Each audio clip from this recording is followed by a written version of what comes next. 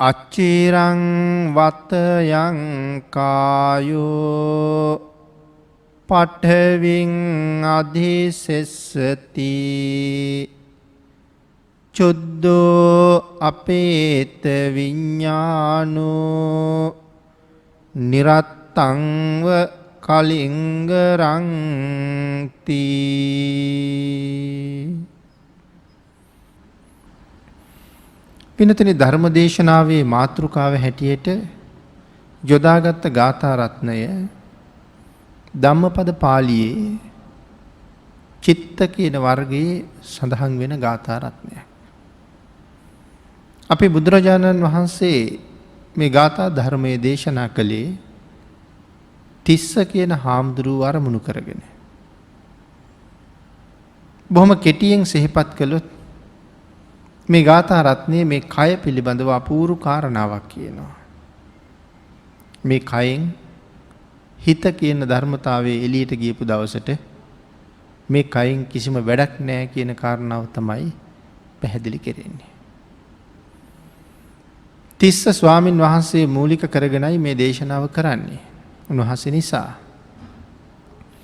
අපේ බුදුරජාණන් වහන්සේ සවැත් නුවර ජේතවනාරාමේ වැඩ ඉන්න කාලේ බොහෝම ශ්‍රද්ධාවෙන් පැවිදි වෙච්ච භික්ෂූන් වහන්සේ නමක් හිටියා. තිස්ස කියලා. කාලයාගේ ඇවෑමෙන් උන්වහන්සේට ලෙඩක් හැදුනා. උන්වහන්සේගේ ඇඟේ බිබිලි මතුවෙන්න ගත්තා. ඒවා අබෑට වගේ මුළු සරුවාංගෙම මතු වුණා. තව ටික දවසක් යනකොට ඒවා මුං ඇට වගේ ලොකු වුණා. තවත් දවස් කීපයක් යනකොට ඒවා කඩල ඇට වගේ ලොකු වුණා. තවත් ටිකක් දවස් යනකොට ඒවා ඩෙබර ගෙඩි වගේ ලොකු වුණා. තවත් ටිකක් කල් යනකොට එක ගෙඩියක් නෙල්ලි ගෙඩි තරම් ලොකු වුණා. තවත් ටිකක් කාලයක් යනකොට ඒ ගෙඩි බෙලි ගෙඩි තරම් වර්ධනය වුණා. දැන් ඇඟ පුරාම බෙලි ගෙඩි වගේ ලොකු ගෙඩි මතුවෙලා. වේදනාව හරියට. දැන් මේ බෙලි ගෙඩි වගේ ලොකු වෙච්ච ගෙඩි සමහර ඒවා සිදුරු වුණා. ක්‍රමක්‍රමයෙන් ඔක්කොම සිදුරු වෙන්න ගත්තා. දැන් මේ ගෙඩි වලින් සැරව වැක්කිරෙනවා. මෙහෙම ටික දවසක් යනකොට උන්වහන්සේගේ ඇටකොටු පිපුරුවා. මෙතෙක් කල උන්වහන්සේට උපස්ථාන කරන්න භික්ෂුන් වහන්සේලා බොහෝම කැමැත්තෙන් හිටියා. ඇටකොටුත් පිපුරුවාට පස්සේ උන්වහන්සේලා උපස්ථාන කරන එක අත්හැරලා දැම්මා. ඒ මොකවත් කරන්න බෑ, හොලවන්න මුකුත් කරන්න බෑ ඇටකොටු පුපුරලා. රෑ දවල් දෙකේම සැරව ගලනවා. හැම ගෙඩියක්ම සිදුරු වෙලා දැන් හරියට පණුව කාපු කොළයක් වගේ. වේයෝ කාපු කොළයක් වගේ හැම තැනම තුවාල. නිරන්තරයෙන් සැරව ගලනවා. මුළු සිවුරම සැරව වලින් තෙත් වෙලා. අඳන සිවුර ඔක්කොම සැරවෙන් තෙමිලා. ඒව ටික ටික වේලෙනවා. එතකොට නිකන් හරියට මේක කාඩ්බෝඩ් එකක් වගේ. ඒ සිවුර ඇඟට ඇලිලා. මෙහෙන් ඇඟට ඇලිලා අනිත් පැත්තෙන් ඇඳට ඇලිලා. ස්වාමීන් වහන්සේ දැඩි වේදනාවෙන් බොහොම දුක් විඳිනවා. අපේ බුදුරජාණන් වහන්සේ එක දවසක් මහා කරුණා සමාපත්තියේ සමවැදිලා ලෝක ධාතුව බලන වෙලාවේ තිස්ස හාමුදුරුවන්ව දැක්කා. තිස්ස හාමුදුරන්ට පිං තියෙනවා. උන්වහන්සේගේ එක ප්‍රාර්ථනාවක් මේ ආත්ම භාවයේදීම මුදුන්පත් වෙනවා. භාග්‍යතුන් වහන්සේ වගේ සත්පුරුෂයන් වහන්සේ නමක් මුණ ගැහුණාම ඒ ප්‍රාර්ථනා මුදුන්පත් වෙලා සසරින් යන්නම යනවා. මම තිස්සට පිහිට වෙන්න ඕනේ කියලා හිතුවා. බුදුරජාණන් වහන්සේ දා උදේ තිස්ස ස්වාමින් වහන්සේගේ කුටියට වැඩියා. උන්වහන්සේ බලලා ගිනිහල් ගෙට වැඩියා. පැන් උණු කරව ගත්තා. ඔරුවක් ගෙනල්ලා ඒකට උණු පැන් දාලා මද රස්නෙට වෑල් මරා ගත්තා. බුදුරජාණන් වහන්සේ ආයසරයක් තිස්ස හාමුදුරුවන්ගේ කුටියට ගිහිල්ලා ඒ ඇඳේ එක පැත්තක් භාග්‍යතුන් වහන්සේ ඉස්සුවා. ඒ වෙලාවේ භික්ෂුන් වහන්සේලා ස්වාමීනි ඉවසන්න ස්වාමීනි ඉවසන්න මදක්. අපි ගෙනියන්නම් කියලා උන්වහන්සේලා ඇඳ අරගෙන ගෙනිහල් ගේ ගාවට ගියා. භාග්‍යතුන් වහන්සේ තිස්ස හාමුදුරුවෝ නැගිට්ටෙව්වා. නැගිට්ටවල උන්වහන්සේගේ සිවුර ගැලෙව්වා. තද උණු වතුරේ උන්වහන්සේගේ සිවුර හේදුවා. හොදලා වැන්නුවා. මද උණු වතුරෙන් උන්වහන්සේ හොඳට නැවුවා. දුහුල් රෙදි කඩක් අරගෙන උන්වහන්සේගේ තුවාල හොඳට සුද්ධ කළා. භාග්‍යතුන් වහන්සේමයි මේ ඔක්කොම කරන්නේ. සුද්ධ කරලා ස්වාමීන් වහන්සේ හොඳට නාවලා ඉවර වෙලා ස්වාමීන් වහන්සේගේ සිවුර වේලිලා තිබුණා. ඒ සිවුර අරගෙන ඇවිල්ලා දෙකට නමලා ස්වාමීන් වහන්සේට ඇඳිව්වා. අඳන සිවුර ගලවලා හොඳට තද වුණු වතුරෙන් හොදලා වැන්නුවා. භාග්‍යතුන් වහන්සේගේ ආනුභාවයත් එක්ක ඒක ඉක්මනට වේලුණා. නැවත අඳන සිවුර අඳලා සිවුර පෙරෙව්වා. හරිම සැහැල්ලුයි ස්වාමීන් වහන්සේට. ඇඳත් හේදෙව්වා. සේරම ඇඳ ඇතිරිලි කොට්ටමෙට්ට පිරිසිදු කෙරෙව්වා. ස්වාමීන් වහන්සේ නැවත පරිස්සමට ඇඳ උඩ තියලා උන්වහන්සේ විවේක තැනක සැතපෙව්වා. සියලු කටයුතු ඉවර වෙලා බුදුරජාණන් වහන්සේ තිස්ස ස්වාමීන් වහන්සේට ධර්ම දේශනාවක් කළා. ඒ මේ ගාථාව මුල් කරගෙන. ඒ දේශනාව අවසානයේ තිස්ස ස්වාමීන් වහන්සේ සව් කෙලෙස් නසලා රහතන් වහන්සේ නමක් බවට පත් වුණා. ඒ කයත් සැහැල්ලු වෙලා තිබුණේ, ගතත් සැහැල්ලු වෙලා තිබුණේ, හිතත් සැහැල්ලු වෙලා තිබුණේ. උන්වහන්සේට මේ ධර්මයේ හොඳටම වැටුණා. සසර ඉවර වෙනවත් එක්ක උන්වහන්සේ පිරිනිවන් පෑවා. රහත් වෙනවත් එක්කම පිරිනිවන් පෑවා. භික්ෂූන් වහන්සේලා බුදුරජාණන් වහන්සේගෙන් අහනවා පස්සේ ස්වාමීනි තිස්සට මොකද වුනේ කියලා. එහෙම නැත්නම් තිස්ස ගියේ කොහෙද කියලා. බුදු පියාණන් වහන්සේ සඳහන් කළා මහණෙනි තිස්ස ආය සංසාරයට නොරින්නම යන්න ගියා කියලා. එතකොට භික්ෂූන් වහන්සේලා තේරුම් ගත්තා උන්වහන්සේ රහත් වුණා කියලා. හැබැයි භික්ෂූන් වහන්සේලාට ප්‍රශ්නයක් ඇති වුණා. ස්වාමීනි මේ ජීවිතේ රහත් වෙලා සසර කෙරවල කරන්න තරම් පින් තිබිච්ච මේ තරම් ශාසනික ප්‍රතිපදාවේ යෙදිච්ච තිස්සට මෙහෙම වුණේ ඇයි කියලා. මේ ප්‍රශ්නේ අදත් තියෙනවා. අදත් හොඳට බණ අහන ඒ වගේම භාවනා කරන හතර පොයටම හොඳට සිල් ගන්න ධාර්මිකව ජීවත් වෙන අයට සමහර වෙලාවට මහ ලොකු කරදර එනවා. අකාලේ මැරෙනවා. ආර්ථික පසුබිම කඩා වැටෙනවා. උන් හිටි තැන් නැතුව යනවා. අදත් මිනිස්සුන්ට ප්‍රශ්නයක් තියෙනවා මේ තරම් ධාර්මිකව ජීවත් වෙච්ච අයට ඇයි මෙහෙම වෙන්නේ කියලා. අර තරම් පව් කරන මිනිස්සු අච්චර හොඳට දවසින් දවස බැබලි ඉන්නවා. මේ තරම් ධාර්මිකව ඉන්න අයට ඇයි මෙහෙම වෙන්නේ? එතකොට මේ ප්‍රශ්නේ අදත් අපිනුත් අහනවා. එතකොට මේ ප්‍රශ්නෙට දිගු අතීතයක් තියෙනවා. මේක අලුත් එකක් නෙමෙයි. එතකොට හුඟක් පරණ ප්‍රශ්නයක්. එදා අර භික්ෂුන් වහන්සේලාට තිබුණෙත් ওই ප්‍රශ්නෙම තමයි. ආන් ඒකට භාග්‍යතුන් වහන්සේ හරි ලස්සන උත්තරයක් දෙනවා. පින්නතුනි අපි කල්පනා කරලා බලහම තිස්ස හාමුදුරුවෝ පැවිදි වුණා හුඟක් ලාබාල කාලේ තරුණ වයසින්.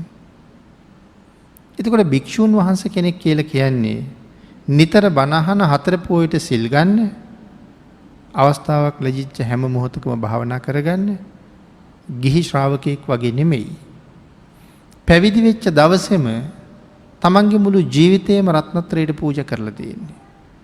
එතන ඉඳලා අපවත් වෙනකම්ම හෝ පිරිනිවන් පානතුරු බුද්ධ රත්නයට, ධර්ම රත්නයට, සංඝ රත්නයට අනුකූලව තමන්ගේ ජීවිතේ පවත්වන්න පොරොන්දු වෙච්ච කෙනෙක්.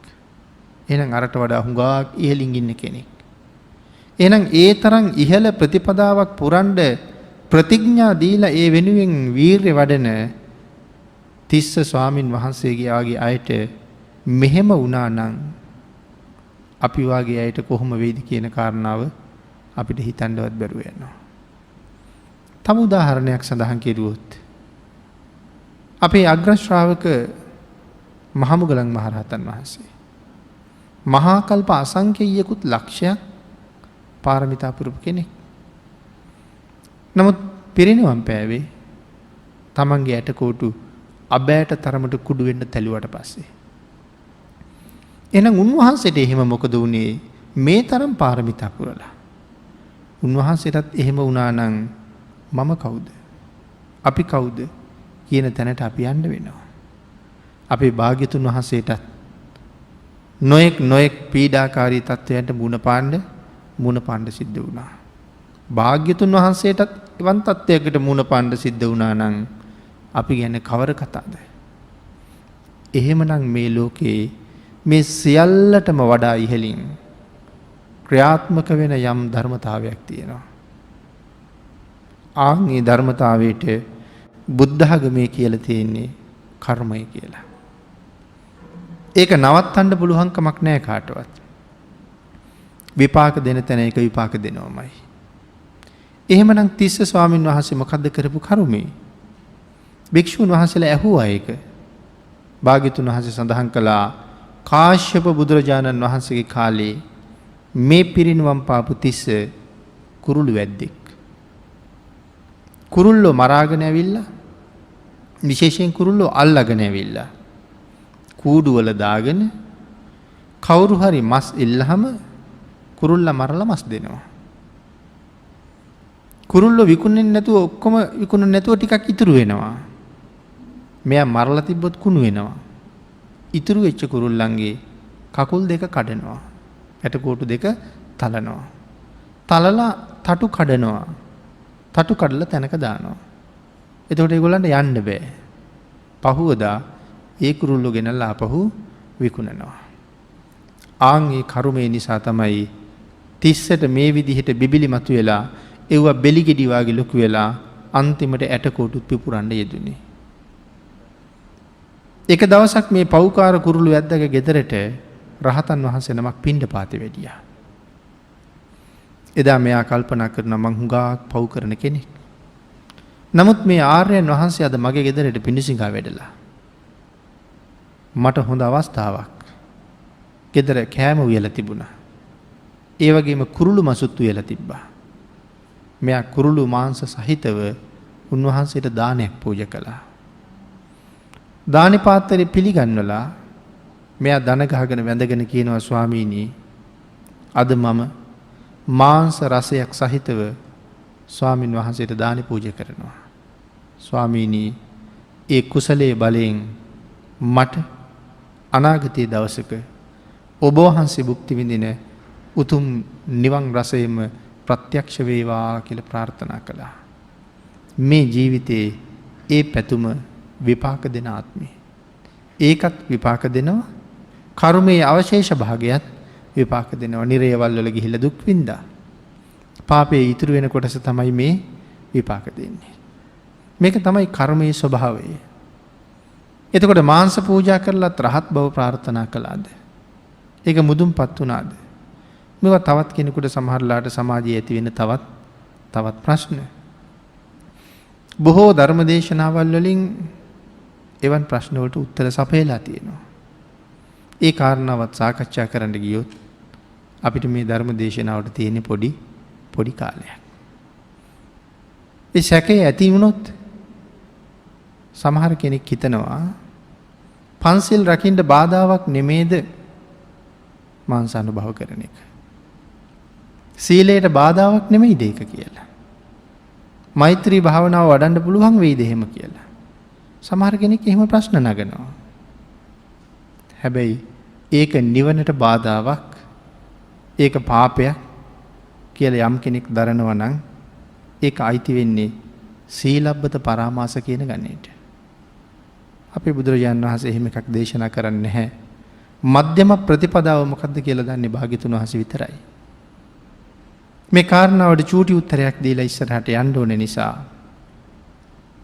ඒක එහෙම වෙනවා නම් අපිට ඉස්සරලාම නවත්තන්න වෙන්නේ මස් කන එකට වඩා බත් කන එක. බත් සහ එළවලු කන එක තමයි අපි නවත්තන්න වෙන්නේ. මම එහෙම සඳහන් කරුවේ මේ කියන්නේ මේ මිනිසුන්ට මස් කන්න කියන කතාව නෙමෙයි. නමුත් මේක නිවනට බාධාවක්ද? මේක සීලයට බාධාවක්ද කියන ප්‍රශ්නයක් ඇති නොකර ගණ්ඩයි මේ කාරණාව පැහැදිලි කරන්නේ අර වාගේ මිත්‍යා දෘෂ්ටියකට නොයන්න. සමහර වෙලාවට අද දවල්ට අපේ පිඟානේ එක මාළුවෙක් දෙකට කපලා බෙදලා තියෙනවා. හැබැයි එක මාළුවයි. දැන් ප්‍රශ්නේ තියෙන්නේ එතන නම් අපි ඊළඟට යන්න ඕනේ එතන තියෙනවා එළවලු දෙකක් තුනක්. එතෙන්ටත් ගිහිල්ලා හොයලා බැලුවොත් ගෝවා වලට මොනතරම් තෙල් ගැහුවද? ඒ තෙල් ගැහුවේ පණුව හින්දා. ඒතකොට ගෝවා ගෙඩිය වෙළඳ පොළට එනකොට පණුව 1000 ගාණක් මැරිලා ඇවිල්ලා තියෙන්නේ. බෝංචි කරල් ටික වෙළඳ පොළට එන්නේ පණුව 1000 ගාණක් මැරිලා. අපේ පිඟානට බත් හැදි 4-5ක් බෙදෙන්නේ සත්තු ලක්ෂ ගාණක් මැරිලා.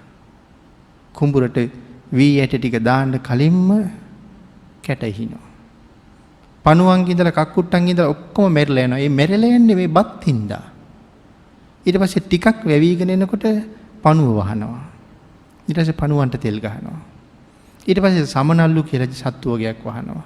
ඊළඟට ඒගොල්ලන්ට තෙල් ගහනවා. ඊට පස්සේ තව ටිකක් යූරියා එහෙම ගහලා ගොයන් ටික ඇදීගෙන එනකොට මේ කොළ කූඩු කරන පණුව වර්ගයක් හැදෙනවා. ඊට පස්සේ ඒගොල්ලන්ට තෙල් ගහනවා. ඊට පස්සේ ක්‍රීඩයව හැදෙනවා. චූටි සත්තු කෝටි ගාණක් මැරෙනවා. එකපාර නෙමෙයි 3-4 පාරක් ක්‍රීඩයවන්ට තෙල් ගහන්න ඕනේ. ඊට පස්සේ යන්තම් බණ්ඩි ඇදීගෙන යනකොට පුරුපණුව කියලා જાතියක් හැදෙනවා. ඊට පස්සේ ඒගොල්ලන්ට තෙල් ගහන්න ඕනේ. ගොයන් පීදිලා තිනකොට ගොයන් මැස්සෝ කියලා જાතියක් හැදෙනවා. දෙතුන් වතාවක් ඒගොල්ලන්ට තෙල් ගහන්න ඕනේ. දැන් බලන්නකෝ පිඟානට බත් හැඳි 3-4ක් බෙදෙනකොට සත්තු ලක්ෂ කීයක් මරලද මගේ පිඟානට බත් බෙදලා තියෙන්නේ කියලා. ආන් එහෙම හිතන්න ගත්තොත් මේ ලෝකේ අපිට ජීවත් වෙන්න පුළුවන් වෙනවද? ආන් ඒකයි මං කිව්වේ මධ්‍යම ප්‍රතිපදාව කියන එක ਸਰවඥතා ඥානයට වැටහිලායි අපිට දේශනා කරලා තියෙන එක අපිට තේරෙන්නේ නැහැ කියලා. භාග්‍යතුන් වහන්සේ පනවපු ප්‍රමාණයක් තියෙනවා නම් ඒ ප්‍රමාණය අපිට හොඳටම ඇති අපිට ඇති ප්‍රමාණයයි පනවලා තියෙන්නේ. උන්වහන්සේ පනවපු නැති ප්‍රමාණයක් පනව ගන්න යනවා නම් අපි භාග්‍යතුන් වහන්සේට වඩා ਸਰවඥ වෙනවා. එදාට අපි භාග්‍යතුන් වහන්සේට විරුද්ධ වෙච්ච අය. එදාට සීලබ්බත පරාමාස ගණිතේ මේ කාරණාව ගිහිල්ලා අපිට නිවන ගාවට ලං වෙන්න තවත් හුඟක් කල් මේ සංසාරයේ විඳින්න වෙනවා. ආන්ගේ නිසා උන්වහන්සේ මාංශ රසයක් පූජා කරලා ප්‍රාර්ථනා කළා ඔබ වහන්සේට මම මාංශ රසයක් පූජා කරනවා මට නිවන් රසයම ලැබෙන්න කියලා. ඒතර අපි සඳහන් කරපු අර ප්‍රශ්නෙට උත්තරේ බුදුරජාණන් වහන්සේ අපිට පිහිට වෙන හැටි මේ ලෝකේ අපිට කාටවත් හිතාගන්න බැරි විදිහට තමයි භාග්‍යතුන් වහන්සේ අපිට පිහිට වෙලා තියෙන්නේ. හැබැයි බුදුරජාණන් වහන්සේ කෙනෙක් මරණාසන්නයි නම් තව ටිකකින් මැරෙනවා නම් ඒක බුදුරජාණන් වහන්සේ දන්නවා. හැබැයි එයා මරණයෙන් බේරුවේ නැහැ. මොකද එයා මැරෙන්නේ එයාගේ ඒකට සංසාරේ කර්මයක් තියෙන නිසා. ඒකට හරහට හිටින්න යන්නේ නැහැ භාග්‍යතුන් වහන්සේ කවදාවත්. හැබැයි එයා වෙන පැත්තකින් භාග්‍යතුන් වහන්සේ රකින්නවා. ඒකට එක උදාහරණයක් සඳහන් කිරුවොත් අපි පින්නතුන් හැමෝම දන්නවා චත්තමානවක ගැන. චත්තමානවක ගාථා. අපි හැමෝම දන්නවනේ. මහා කරුණා සමාපත්තියෙන් ලෝක ධාතුව බලන වෙලාවේ අපේ බුදුරජාණන් වහන්සේ මේ චත්තමානවක කියන තරුණයා දැක්කා. එයා තක්ෂලාවෙන් ශිල්ප ඉගෙනගෙන ඉවර වෙලා ගුරුවරයාට ගුරු පඬුරු දෙන්න ඕන නිසා ගෙදර ආවි. කහවණු 1000ක් අරගෙන යන්න. මව්පියන්ට හරි සතුටුයි. අවුරුදු ගාණක් විදේශගත වෙලා ඉඳලා අපි පුතෙක් ගෙදර වගේ මේ අම්මයි තාත්තයි චත්තමානවක අල්ලගෙන හොඳටම ඉඹ ගත්තා. පුදුම සෙනෙහසක්. පුතා කියනවා අදින් පස්සේ හැමදාම මං ওই දෙන්න ගාව ඉන්නවා. නමුත් මම ඉක්මනට ගිහිල්ලා මගේ ගුරු පඬුර දීලා එන්නම් කියලා. තාත්තා කිව්වා නෑ පුතේ. දැන් රැ වෙලා. මහ කැලෑවක් මැද්දෙන් යන්න ඕනේ තක්සලාවට. හෙට උදේ පාන්දරම පිටත් වෙලා හවස් වෙනකොට ගෙදර වරින් අද රැයට ගෙදර හිටපන් කියලා. තාත්තගේ වචනෙට කීකරු වෙලා පාන්දරම යන්න යා සූදානම්. හැබැයි අර කැලෑවේ ඉන්න හොරු මුලට ආරංචි වෙනවා. හෙට චත්ත කහවණු 1000කුත් අරගෙන මේ කැලේ මැද්දෙන් එනවා. ඒගොල්ලෝ සූදානම් වෙනවා චත්තමානවක මරලා කහවණු ටික පැහැර ගන්න. තාත්තා මෙයාට හෙට උදේට ගෙනියන්න කහවණු 1000 සූදානම් කරනවා. මෙයා අම්මා ව්‍යාපු රසවත් කැම ටික කාලා බොහොම සුවෙන් නිදාගත්තා. හෙට මට මොකද වෙන්නේ කියලා චත්තමානවක දන්නෙත් නැහැ. අම්මයි තාත්තයි දන්නෙත් නැහැ. නමුත් භාග්‍යතුන් වහන්සේ උදේ පාන්දර චත්ත පිටත් වෙනකොට අර කැලෑවට කලින් භාග්‍යතුන් වහන්සේ වැඩම කරලා ගහක් ළඟ වැඩ හිටියා. චත්ත මානවක යන ගමන් භාග්‍යතුන් වහන්සේ දැකලා ළඟට ගියා. හැබැයි චත්ත තාම බෞද්ධයෙක් නෙමෙයි. චත්ත කියන්නේ අබෞද්ධ ළමයි. බුදුරජාණන් වහන්සේත් එක ටිකක් කතා කළා. භාග්‍යතුන් වහන්සේ චත්ත මානවකගෙන් අහනවා පුතේ තෙරුවන් සරණ ගියාද කියලා. චත්ත කියනවා නෑ. ස්වාමීනි මම තෙරුවන් සරණ ගිහිල්ලා නෑ. ස්වාමීනි මම තෙරුවන් ගැන හරියට දන්නෙත් නෑ. ස්වාමීනි මම ප්‍රශ්නයක් අහන්නම්. ඔය තෙරුවන් සරණ ගියහම මට හම්බෙන ලාභය මොකද්ද කියලා කිව්වා. භාග්‍යතුන් වහන්සේ සරණ ගියහම එයාට හම්බ වෙන ලාභය මොකද්ද කියලා දුන්නා. ඒ අබෞද්ධ ළමයෙකුට කියලා දුන්නේ. බෞද්ධ වෙච්ච අපේ අයට ඒක පුන පුනා කියන්න වෙයි කියලා මම හිතන්නේ නැහැ. මහා සමය සූත්‍රයේ තියෙන හරි ලස්සන ගාථාවක්. ඒක දේශනා කරන්නේ බුදුරජාණන් වහන්සේ නෙමෙයි. බ්‍රහ්ම රාජයෙක්. හැබැයි බ්‍රහ්මයා මේක දේශනා කරන්නේ භාග්‍යතුන් වහන්සේගේ සිරිපා ධාතුව පාමුල දන ගහලා වැඳගෙන. එයා කියනවා යේකේචි බුද්ධං සරණං ගතාසේ නතේ ගමිස්සන්ති අපාය භූමි. ස්වාමීනි යමෙක් බුදුන් සරණ ගියා නම් යන්නේ කවදාවත් අපායක. පහාය මානු සන්දේහං මනුස්ස කයෙන් ප්‍රාණවායු ඉක්ම යනවත් සමගම දේව කායං පරිපූර්ණසන්ති ඔහු සම්පූර්ණ කරන්නේ දෙව් පිරිසයි කියලා. ඒක භාග්‍යතුන් වහන්සේ අනුමත කරනවා. එතකොට බෞද්ධයා කියලා කියන්නේ හැබෑවටම බුදුන් සරණ ගියපු කෙනාට. එයයි බෞද්ධයා. නැතු කඩදාසි කොලයක ලියාගත්ත පළියට අපිට තිසරණ නැහැ. එතකොට මේ බෞද්ධයාගේ ආරක්ෂාව බුදුරජාණන් වහන්සේ මේ කරුණ පැහැදිලි කරලා දීලා චත්ත මානවකට භාග්‍යතුන් වහන්සේගේ ගුණ ඇතුළත් කරලා 4 පද ගාථාවක් දේශනා කළා. එයාට ඒක හොඳට මතක හිටියා. දහම් ගුණ සංඝ ගුණ අන්තර්ගත කරලා තව ගාථා දෙකක් දේශනා කළා. මේ ගාථා දෙක ලංකාවේ හැම බෞද්ධ ඉස්කෝලේකම පාසල නිමා වෙනකොට අපේ ළමයි කියනවා. මේ ගාථා දෙකේ පුදුම ආරක්ෂාවක් තියෙන්නේ. ඒ වුණාට අපිට ඒ ආරක්ෂාව ඒ විදිහටම ලැබෙන්නේ නැති වෙන්න හේතුවක් තියෙනවා. ප්‍රධාන හේතුවක් අපි මේ ගාථාව කියන්නේ වරද්ද. අදත් අපේ ළමයි කියන්නේ වැරදියට. පාසල් වල ගුරුවරුත් ඕන තරම් ඉන්නවා. ඒගොල්ලෝ හොඳට ඉගෙන ගත්ත නිසායි එතෙන්ට ආවේ. නමුත් වැරද්ද හැදිලා තියෙන බවක් තාම පේන්නේ නැහැ. පළවෙනි ගාථාවම භාග්‍යතුන් වහන්සේ දේශනා කරපු විදිහට නෙවෙයි අපි කියන්නේ. පළවෙනි ගාථාවේ පළවෙනි පදේම අපේ ළමයි සජ්ජායනා කරනවා ඇහෙන්නේ යෝ වද තම්පව කියලා නවත්තනවා. ඊට පස්සේ ඒගොල්ලෝ රෝමනු ජේසු කියලා කියනවා. යෝ වද තම්පව රෝමනු ජේසු. එතකොට මේ පදේ මැද්දෙන් කැඩිලා මෙහා පැත්තට එන්න ඕනේ අකුර එහා පැත්තට ගිහිල්ලා. බුදුරජාණන් වහන්සේ දේශනා කළේ එහෙම නෙමෙයි. භාග්‍යතුන් වහන්සේ දේශනා කළේ යෝවද තම්පවරු මනු ජේසු කියලා. දැන් රෝ අකුර එන්න ඕනේ මෙහා පැත්තට. නමුත් අපේ ගිහිල්ලා තියෙන්නේ අනිත් පැත්තට. ඒ නිසා දැන් අපි කතා කරන්නේ වෙනත් ආගමක තවත් ශාස්ත්‍රවරයෙක් ගැන. කවුද මේ මනු ජේසු කියලා කියන්නේ? මනුජ කියලා කියන්නේ මිනිසුන් අතර උපන් කියන අර්ථය. මෙතන මනුජේසු කියලා සඳහන් කළේ මිනිසුන් අතර උපන් ශ්‍රේෂ්ඨ උතුමා කියන අර්ථය. කවුද? භාග්‍යතුන් වහන්සේ. මේ ගාථා තුන යා හොඳට ආසාවෙන් මතක තියාගෙන සජ්ජායනා කර යනකොට කැලෑවේ හැංගිලා හිටපු හොරු විසපොවාපු ඊයකින් විද්දා. මානවකයා එතනම මැරිලා වැටුණා. හැබැයි යා ඊළඟ නිමේෂයේ උප්පත්තිය ලබන්නේ තවතිසාවේ.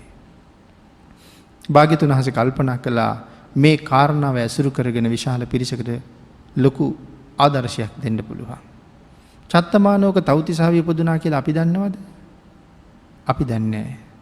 ඒක දන්නේ බුදුරජාණන් වහන්සේ. අපිටත් ඒක දැනගන්න පුළුවන් විදිහක් තියෙනවා.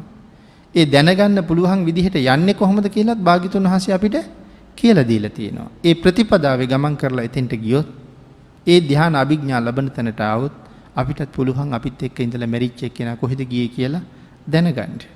ඒක උන්වහන්සේ විතරක් දැනගෙන හිටියේ නෑ. අපේ භාග්‍යතුන් වහන්සේ හැම මගක්ම අපිට දේශනා කරලා තියෙන මෙහෙම කරන්න. මෙහෙම වෙන්න. මෙහෙම වීරියවන්න. එතකොට ඔබට මෙතෙන්ට එන්න පුළුවන්, ඒක දැක ගන්න පුළුවන්. එහෙනම් චත්තමානෝක ඊළඟ මොහොතේ තව්තිසාව ඉපදිච්ච බව අපිට දේශනා කළේ භාග්‍යතුන් වහන්සේ. දැන් හිතන්නකෝ චත්තමානෝක තක්සලාවට වෙලා ඉගෙනගත්ත ශිල්ප වලින් චත්තමානෝක අල්ප මාත්‍ර මෙහෙවරක් එයාට වුණාද කියලා. ඒ ශිල්පය වැඩක්ම නැතුව ගියා. ඒකෙන් ප්‍රයෝජන ගන්න බැරුව ගියා. එයා අරගෙන යන කහවණු වලින් එයාට වැඩක් වුණාද? ඒකෙන් වැඩකුත් නැතුව ගියා. කහවණු පොදිය හොරු ගත්තා. ශිල්ප ටික චත්තමානෝකත් එක්කම අභාව ප්‍රාප්ත වුණා. එහෙමනම් අපිත් මේ ගුණ ධර්ම පුරණෙව්වා ඔක්කොම පැත්තක තියලා නොඑක් බාහිර විද්‍යාවන් විතරක් ඉගෙන ගන්න පටන් ගත්තොත් අපි මැරෙනවත් එක්කම විද්‍යාවන් ටිකත් ඔක්කොම මැරෙනවා. නමුත් කවුද අපිට පිහිට වෙන්නේ? එහෙමනම් අපිට පිහිටකුත් අපි හදලා තියෙන්න ඕනේ. ඒ පිහිට තුනුරුවන්ගෙන් තියෙන පිහිට වෙන කාගෙන්වත් හම්බෙන්නේ නැහැ. මේ තමයි භාග්‍යතුන් වහන්සේ පිහිට වෙන්නේ හැටි. එහෙනම් චත්තමානෝක මරණයෙන් බේරන්න තිබ්බනේ. එයා මරණයෙන් බේරුවේ නෑ. හැබැයි මෙරිලා අපායට යන එකෙන් බේරගත්තා. මේ භාග්‍යතුන් වහන්සේගේ සරණ ලැබෙන හැටි. අපිත් එක්ක බොහෝ පින්කම් කර කර හිටපු අය බලාපොරොත්තු නොවිච්ච විදිහට අවාසනාවන්ත විදිහට මෙරලා යන්න පුළුවන්. අපි කතා කරනවා ඇයි මෙච්චර දේවල් කරපු කෙනාට මෙහෙම වුනේ කියලා. ඒක එයාගේ වෙන කර්මයක් එක්ක එහෙම වෙච්ච දෙයක්. හැබැයි එයා කරපු කුසල් එක්ක අපි නොදන්නවා වුණාට එයා බොහොම සුගතිගාමී තැනක ඉපදිලා ඇති. ඒකයි කී භාග්‍යතුන් වහන්සේ දේශනා කළා මිසක් අපිට ඒක තාම බලන්න බැරි වුණා කියලා. ඉතින් මේ විදිහට මේ නැගින ප්‍රශ්න වලට නම් මේ බුද්ධ ධර්මය ඇතුලේ අපූර්වට උත්තර තියෙනවා. මට්ට කුණ්ඩලීට පිහිටුණෙත් භාග්‍යතුන් වහන්සේ මේ විදිහටමයි. තවත් බොහෝ දෙනා සසරින් මුදවාගත්ත භාග්‍යතුන් වහන්සේ. චත්තමානෝක දෙව්ලොව ඉපදිලා දිව්‍ය විමානයත් අරගෙනම භාග්‍යතුන් වහන්සේ ළඟට ඇවිල්ලා දාස් ගණන් දිව්‍ය ස්ත්‍රීන් සහ දිව්‍ය පුත්‍රයන් එක්ක ඇවිල්ලා බැබලි භාග්‍යතුන් වහන්සේට වඳිනකොට චත්තමානෝකගේ දෙමව්පියෝයි අනිත් පැත්තෙන් ගුරු ගෙදර අයයි චත්තමානෝක මෙරිච්ච තැනට ඇවිල්ලා හඬා වැළපෙමින් දරසෑයක් ගහලා චත්තමානෝක දවනවා. නමුත් මිනිස්සු දෙවියෝ දැකලා තිබුණේ නැහැ. මේ ආශ්චර්යමත් දිව්‍ය පුත්‍රයෝ දැක්කහම මේගොල්ලෝ පුදුමයටපත් වෙලා ඇවිල්ලා බුදුරජාණන් වහන්සේගෙන් අහනවා ස්වාමීනි කවුද මේගොල්ලෝ? ආන් මේ වෙලාවේ භාග්‍යතුන් වහන්සේ සඳහන් කළා අර සෑයේ දැවෙන කෙනා තමයි මේ ඉන්නේ කියලා. එයාගේ පරිවාර පිරිස තමයි මේ ඉන්නේ කියලා. අර පිරිසට බොහොම සතුටුයි. අපේ පුතා කොහොමද මෙහි ගියේ? බුදුන් සරණ ගියපු නිසා. අර හිටපු අය භාග්‍යතුන් වහන්සේගෙන් ධර්ම ශ්‍රවණය කළා. විශාල පිරිසක් තෙරුවන් සරණ ගියා. විශාල පිරිසක් මාර්ගඵල ලැබුවා. මේ භාග්‍යතුන් වහන්සේ පිහිට වෙච්ච හැටි. එහෙමනම් තිස්ස හාමුදුරුවන්ටත් සංසාරයෙන් එතර වෙන්න පින් තිබ්බා. නමුත් පෙර කරගත්ත කර්මය අර විදිහට විපාක දුන්නා. අචිරං වතයන් කායෝ. ඔබේ කයටත් මගේ කයටත් චිර පැවැත්මක් නැහැ. ඒක මේ බණහන ආසනයේ උඩ ධර්ම දේශනා කරන ආසනයේ උඩම නැති වෙන්නත් පුළුවන්. අද ගෙදර යන ගමන් වෙන්න පුළුවන්. ඒක කොතන නැති වේද කියලා අපි දන්නේ නැහැ. හෙට උදේ මම තව ධර්ම දේශනාවකට යන්නේ නැති වෙයි. ඔබ හෙට උදේ රැකියාවට යන්නේ නැති වෙයි. ඒ හින්දා මේ ජීවිතේ කොයි තරම් අස්තීරද කියන කාරණාව භාග්‍යතුන් වහන්සේම දේශනා කරපු මිසක් අපිට ඒක තේරුන්නේ නැහැ. එක තැනක භාග්‍යතුන් වහන්සේ සඳහන් කළේ අපේ පන හරියට තනපතක් අග තියෙන පිනි බින්දුවක් වගේ කියලා. ඒක කොයි වෙලාවෙ වැටෙයිද කියලා අපි දන්නේ නැහැ. උදේට නැගෙන සූර්යයා හවසට බහින බව සත්‍යයි. ඉපදිච්ච පුජ්‍යලයා මැරෙන බව සත්‍යයි. හැම ගඟක්ම පහළටම ගලන බව සත්‍යයි. ඒ ගඟේ මේ වතුර ටික මෙතන මේ දකින්න තැන ආයේ කවදාවත් දකින්න හම්බ වෙන්නේ නැහැ. මේ ආසන උඩ බණ අහන්න විල වාඩි වෙච්ච අය ඒ මොහොතේ දැක්කා මිසක් අය මේ සංසාරේ කවදාවත්ම දකින්න වෙන්නේ නැහැ. දැන් ඒ වාඩි වෙච්ච අයට වඩා හුඟක් වෙනස් පිරිසක් ඔතන ඉන්නේ. ඔබට දහම් දේශනා කරන්න වාඩි වෙච්ච මට වඩා එතන හිටපු පුජ්‍යලයට වඩා වෙනස් කෙනෙක් දැන් ඉන්නේ. එහෙනම් ගඟේ වතුර එක මොහොතක්වත් එතන නොදැනී නොරැඳී ගලනවා වගේ මේ පුජ්‍යලයාගේ ජීවිත సంతානය ඒ තියෙන විදිහට එක මොහොතක්වත් රැඳෙන්නේ නැතුව මේ රූප කලාප ඉපදෙමින් මැරෙමින් වේගෙන් අපි වෙනසකට භාජනය වෙනවා. නමුත් ඒක අපිට තේරෙන්නේ නැහැ. ඒ කාරණාව මොනතරම් වේගෙන් සිද්ධ වෙනවද? ඒ කාරණාව අභිධර්මයෙන් තමයි භාග්‍යතුන් වහන්සේ පැහැදිලි කළේ. ඒ පැහැදිලි කිරීම ටිකක් දීර්ඝව කරන්න ඕන නිසා ඒ කාරණාව අපි වෙනත් වෙලාවක දැනගන්න පුළුවන් වෙයි. ධර්ම දේශනාවට තියෙන කාලේ බොහෝම ගෙවිලා ගිහිල්ලා තියෙන නිසා අපේ චිර පැවැත්මක් නම් කොහොමවත් ඇත්තේ නැහැ. හැම මොහොතක් ගානේ මේ පුජ්‍යලයාගේ ජීවිතේ විනාශ ස්වභාවයටපත් වෙනවා. මොකද ඒක භාග්‍යතුන් වහන්සේගේ පරමාර්ථ ධර්මයෙන් මනාව දේශනා කළා. අච්චිරං වතයං කායෝ පඨවින් අදිසෙස්සති.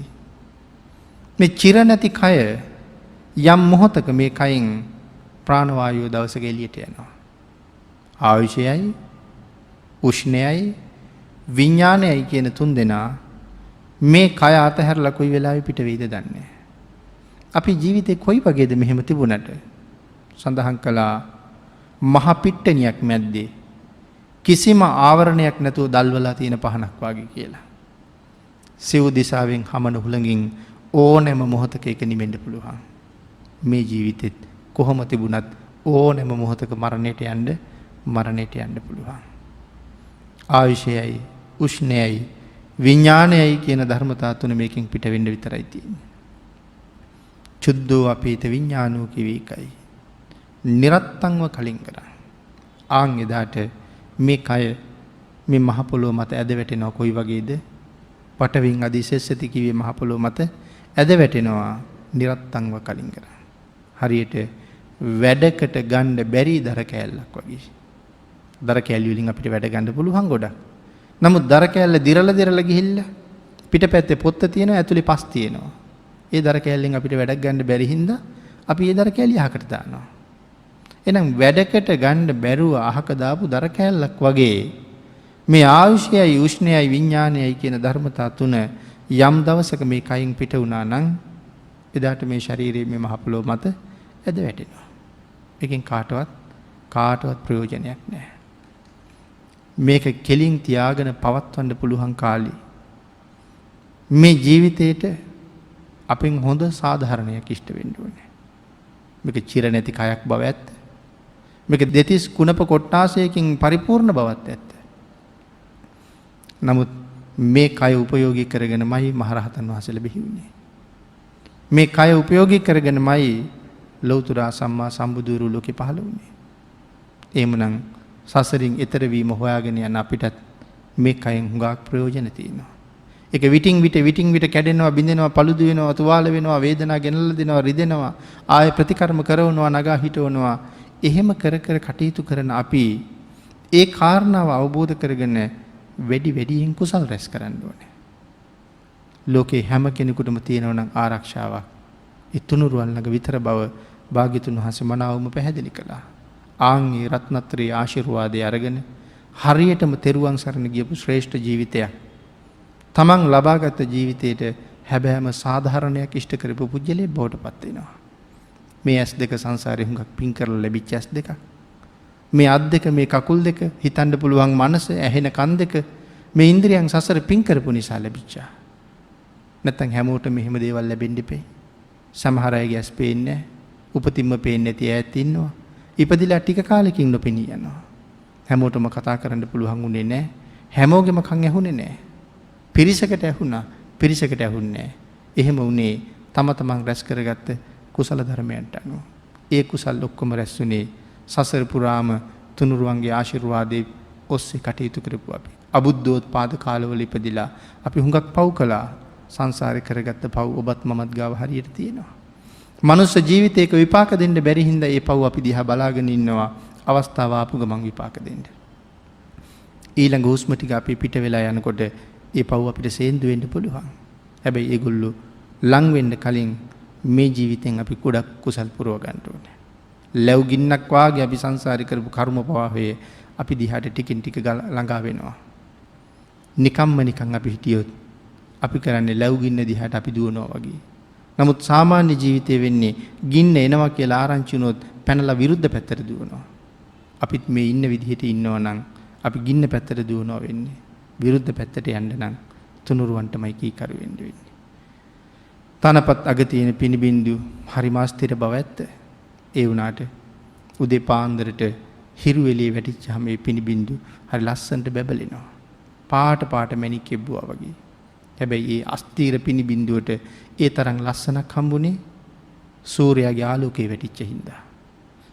මේ මුළු සක්වලටම කෝටි ලක්ෂයක් සක්වලට පායපු මීට වඩා හරි විශාල සූර්යයෙක් ඉන්නවා. ඒ සූර්යයාට කියන්නේ සම්මා සම්බුද්ධ කියලා. ඒ සූර්ය රත්නය විශ්වයේ පුරා විදාහල රශ්මි කදම්බේ තමයි උන්වහන්සේගෙන් උපන් ශ්‍රී සද්ධර්ම රත්නය. ආන්ගේ ධර්මයේ කිරණ අපේ ජීවිතවලට හරියට වැදුන දවසට අපි අස්තීර නමුත් මිනිකැට වගේ බැබලෙනවා. එවන් ජීවිතයක් පෝෂණය කරගන්න ලබාගත් මනුස්ස ජීවිතයෙන් ශක්තිය හොයාගන්න තුනුරුවන්ගේ අනන්ත ආශිර්වාදයෙන් ඔබ සියලු දෙනාටම ශක්තිය, ධෛර්යය, වාග්ය, වාසනාව උදා වේවා කියලා ආශිර්වාද කරනවා.